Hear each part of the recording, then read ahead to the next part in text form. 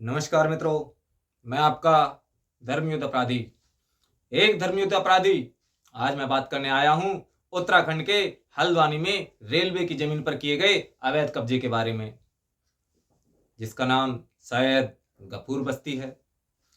उस मामले में हाई कोर्ट ने क्या कहा या सुप्रीम कोर्ट ने क्या कहा, यह भी थोड़ा गौर करने की बात है।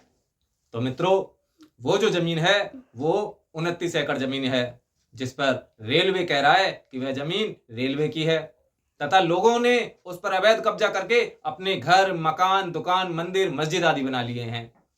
अब कहा यह भी जा रहा है कि उन अवैध कब्जेदारों में 80% मुस्लिम हैं और 20% हिंदू हैं। अब चूंकि उत्तराखंड में बीजेपी नीति धामी सरकार है, इसलिए वामपंथी या अरब देशों वाली या अरबी घोड़ों की खरीदी हुई मीडिया इस मुद्दे को हिंदू वैध मुस्लिम बनाने में अपनी पूरी ताकत लगाए हुए हैं। ये बिकी हुई मीडिया या जिन वीडियोज के कमेंट बॉक्स में आप उन्हें जिहादियों का दल्ला कहते हो, वो लोग ये दिखाने की पूरी कोशिश कर रहे हैं कि देखो जी ये बीजेपी की सरकार जिहादियों पर कितना जुल्म कर रही है। अगर ये रेलवे की जमीन है तो इस पे स्कूल दिया, पहले क्यों बसने दिया? अगर ये रेलवे की जमीन थी तो पहले बसने ही क्यों दिया? अब बताइए हम कहाँ लेकर जाए अपने परिवार वालों को, कहाँ जाए हम लोग? पहले ही नहीं बसने देते ना। पहले जब बस रहा था जब ही उजाड़ देते, अब उजड़ा ये बिल्डिंग घर, छोटे छोटे बच्चे कहाँ लेके जाएंगे? सब इतनी ठंड में हम कहाँ जाएंगे अपने माँ बापों को? आप हल्द्वानी मामले के चाहे जितने भी वीडियो देख लो, उन सब में एक बात कॉमन है कि वहां उन अवैध कब्जेदारों में उनके ही अनुसार 80% जिहादी हैं और 20% हिंदू हैं। तो उन हिंदुओं के बयान मिसिंग हैं। उनके बयान कोई भी मीडिया वाला क्यों नहीं ले रहा? किसी भी मीडिया वाले ने एक भी हिंदू कब्जेदार का एक भी इंटरव्यू नहीं लिया है। आखिर क्यों नहीं लिया? दूसरा ये कि एक भी मीडिया में बयान देने वाला या बयान लेने वाला ये नहीं बता रहा है कि आखिर ये इतनी बड़ी संख्या में ये लोग कहां से आए हैं और उनका मूल स्थान कहां है। क्यों नहीं? ये सारे ही पहाड़ी लोग तो हैं नहीं।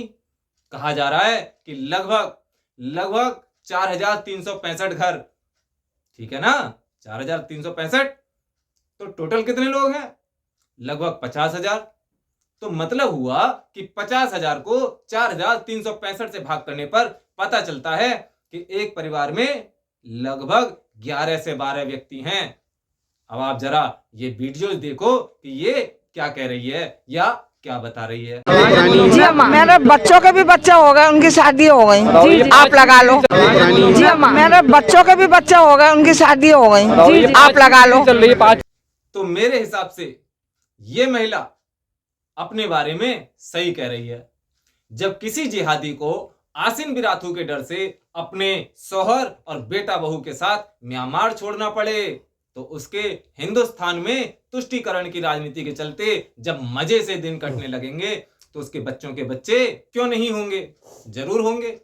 अब ये एक अलग बात है कि उसकी बहू अपने पेट में बच्चा म्यांमार से ही लेकर आई थी या भारत में आने के बाद ही चिड़िया ने अनुकूल माहौल पाने के बाद 4-4 अंडे दिए। अब जैसा कि हमें 50,000 की संख्या को 4365 से भाग करने पर पता चला कि एक परिवार में दादा दादी और माता पिता के अलावा 7 से 8 बच्चे हैं, और किसी परिवार में अगर दादा दादी नहीं है तो मतलब हुआ कि 9 से 10 बच्चे हैं। और ऐसा नहीं है कि ये सभी बच्चे अनपढ़ गंवार हैं, ये पढ़ने भी जाते हैं। तो वो जो इनके पढ़ने के स्थान, स्कूल, कॉलेज हैं, उन पर भी बुलडोजर का खतरा मंडरा रहा है। स्कूल और कॉलेज ही है ना मैडम? जरा बताओ तो। कि हम हमारा स्कूल है, हम अपनी स्कूल के लिए भी खड़े हैं। जहाँ हमारा शिक्षा मंदिर है, हम उसको एक आँच नहीं आने देंगे। सिर्फ हमारे घर की बात नहीं है, सिर्फ हमारे घर की बात नहीं है, ये हमारा शिक्षा मंदिर है और इस जैसे न जाने फिर ना। ओह सॉरी, शिक्षा मंदिर। याद रहे, मैडम ने हिंदुओं की तरह शिक्षा का मंदिर नहीं कहा, केवल शिक्षा मंदिर कहा, क्योंकि क्या बयान देना है लिखकर या सुनकर रटने में एक दो शब्द इधर से उधर हो ही जाते हैं। तो अब आते हैं इनके शिक्षा मंदिर पर। तो बच्चे, तुम्हारा वो शिक्षा मंदिर असल में क्या है जहां तुम पढ़ने जाते हो? जरा बताओ तो। ये हमारी मस्जिद है, हम रोज़ पढ़ने जाते हैं। अब हम कहाँ पर जाएंगे पढ़ने के लिए? ये हमारी मस्जिद है, हम रोज़ पढ़ने जाते हैं। अब हम कहाँ पर जाएंगे पढ़ने के लिए? ओहो, तो तुम सब मिलकर उस चीज को बचाना चाहते हो जिसके कारण कश्मीरी हिंदुओं का नरसंहार हुआ या दिल्ली में हिंदुओं का नरसंहार हुआ, इसलिए तुम इतना रो रहे हो। इंसानियत की ज्यादा जरूरत है या घर इंसान के लिए ज्यादा जरूरी है? हे अल्लाह, मेरे पास आइए या अल्लाह, मेरे मौला इन आशियानों को डूबने से बचा ले। आमीन। या अल्लाह, बच्चों को बेघर होने से बचा ले। आमीन। इंसानियत की ज्यादा जरूरत है या घर इंसान के लिए ज्यादा जरूरी है? हे अल्लाह। और इसलिए ही बेरोजगारों को उनकी एडवांस सैलरी पहुंच गई है और वो काम पर लग गए हैं। अतिक्रमण हटाने के नाम पर उनके ही मकान शिकार होते हैं। अमीर लोगों के मकानों में इस तरह की एक मुश्त कार्रवाई आपको बहुत कम नजर आएगी। उनके मसले को, हल्द्वानी के लोग यही चाहते हैं कि उनके मसले को मानवीय आधार पर देखा जाए। पहले के अतिक्रमण पर जो रोक लगाई गई है और फिर से बसाने की जो व्यवस्थाएं हैं, जो आदेश हैं, उसके आधार पर भी देखा जाए। और सिर्फ इन जैसे ठलुआ लोग ही नहीं बल्कि सुप्रीम कोर्ट तक ये कह रहा है कि हमें इस मुद्दे को मानवीय आधार पर भी देखना होगा। याद रहे गैर मुस्लिमों, ये वही सुप्रीम कोर्ट है जिसने यह कह करके कश्मीरी हिंदुओं की याचिका को खारिज कर दिया था कि तो आप पॉपुलैरिटी चाहते हैं। और वो सभी कश्मीरी मुस्लिमों के द्वारा बेघर हुए लोग आज भी अपने ही देश में रिफ्यूजी की जिंदगी जी रहे हैं। तब कहां मर गया था ये मानवीय आधार? संत आसाराम बापू जो कि 80 साल की उम्र से भी ज्यादा के हैं, वो जेल में हैं। स्वास्थ्य के आधार पर कई बार जमानत मांग चुके हैं लेकिन जमानत नहीं दी जा रही। कहां मर गया तुम्हारा मानवीय आधार? मेरे ख्याल से जिहादियों के द्वारा किसी भी बिके हुए पत्रकार को माल पहुंचाने से पहले माल यहां पहुंचाया जाता है। जरा सुप्रीम कोर्ट के फैसलों पर भी गौर कर लो।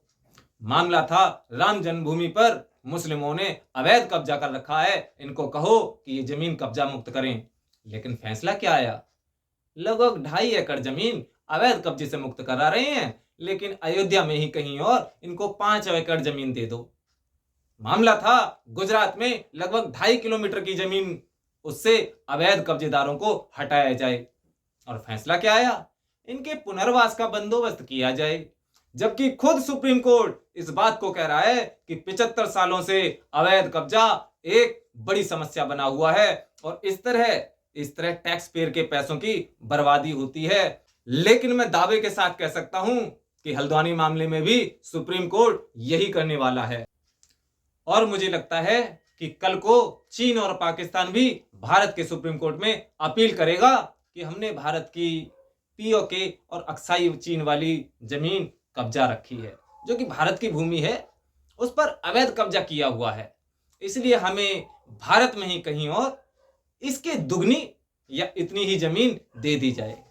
और सुप्रीम कोर्ट कहेगा कि इस मामले को मानवीय आधार पर भी देखना चाहिए, क्योंकि चीन की जनसंख्या बहुत ज्यादा है, आखिर रहने के लिए घर सभी का अधिकार है। और पता है पाकिस्तान या चीन क्या कहेगा? वही जो अक्साई चीन पर कब्जा होने के बाद नेहरू ने कहा था, या अब हल्द्वानी वाले अवैध कब्जाई कर रहे हैं। तो हल्द्वानी इतना बड़ा सिटी भी नहीं है कि यहाँ पर इतना बड़ा रेलवे स्टेशन बने, तो इसके पीछे क्या कारण है? हम इतनी ढेर सारे लोगों को उजाड़ कर क्या कर लो? तो हल्द्वानी इतना बड़ा सिटी भी नहीं है कि यहाँ पर इतना बड़ा रेलवे स्टेशन बने, तो इसके पीछे क्या कारण है? हम इतनी ढेर सारे लोगों को उजाड़ कर क्या कर लो? समझ रहे हो ना विनोद? मतलब अब अवैध कब्जा करने वाले लोग ये फैसला करेंगे कि किधर से सड़क निकलनी चाहिए, किधर रेलवे स्टेशन होना चाहिए, सड़क कितनी बड़ी होनी चाहिए, घर कितने और किधर होने चाहिए, रेलवे स्टेशन कितना बड़ा होना चाहिए, कितना छोटा होना चाहिए। अब आ जाओ इनके कानूनी पहलू पर। तो इस गफूर बस्ती के यानी हल्द्वानी वाले अवैध कब्जेदार लोग ये कह रहे हैं, सरकार के अनुसार, सरकार ने बताया है, ये कोर्ट में बताया है, सरकार के अनुसार ये कह रहे हैं कि हम जहां हैं हमें उसी जगह पर रहने दो, यही ओनरशिप दे दी जाए। पता है क्यों? क्योंकि वहां केजरीवाल की सरकार नहीं है जो 2-2 हजार रुपए में उनके आधार कार्ड आदि बना दे, और उससे पहले कि पुरानी कांग्रेस की सरकार उनके लिए ऐसा कुछ कर पाती, वहां बीजेपी की सरकार आ गई।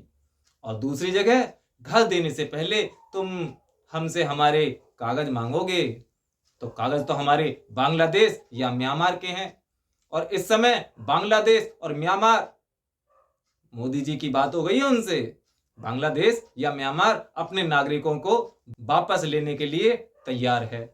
इसलिए तुम हमारे बांग्लादेशी और रोहिंग्या साबित होते ही तुम हमें इस देश से भगा दोगे, जबकि हम तो जल्दी ही पूरे उत्तराखंड पर कब्जा करने वाले हैं। और एक दिन ऐसा भी आएगा जब हम सभी 80%, जिस समय वहां 80% और 20% बताया जा रहा है, वो हम अवैध कब्जेदारों में 80% मुस्लिम, बाकी बचे हुए 20% अवैध कब्जेदार कथित हिंदुओं के मंदिरों को घेरा बनाकर उपद्रवियों से बचाते हुए फोटो भी खिंचाएंगे।